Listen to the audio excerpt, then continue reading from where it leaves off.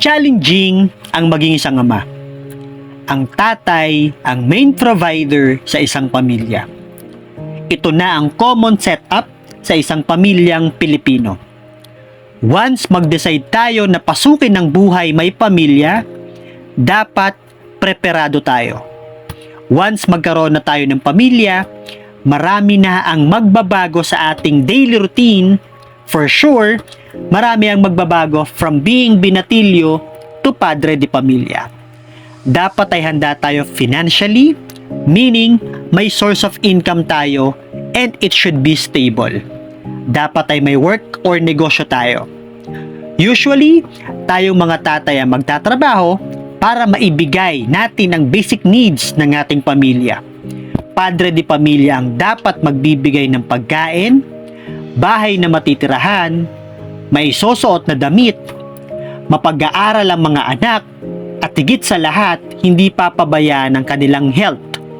Kung naibibigay natin ang mga ito, good job. Nagagawa natin ang ating trabaho bilang isang ama or bilang isang tatay.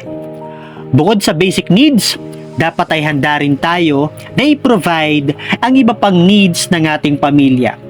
Dapat ay may enough tayong lakas, physically, mentally, and emotionally. Dapat ay handa tayo na makinig sa ating asawa at mga anak. Bilang haligi ng tahanan, we need to listen to understand.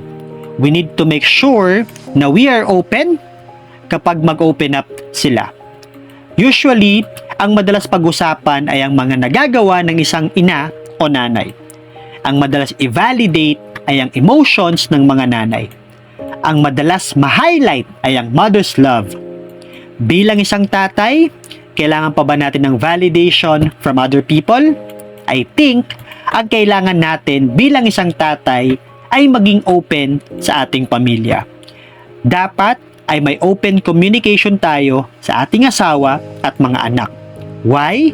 This can help us to share our emotions. I mean, hindi natin kailangan maghanap ng outlet outside. Sa loob ng ating tahanan, may makikinig sa atin at ito ay ang ating sariling pamilya. Going back sa validation. Para sa akin, ang gagawa ng validation sa ating bilang padre de pamilya ay ang ating pamilya. Si Mrs.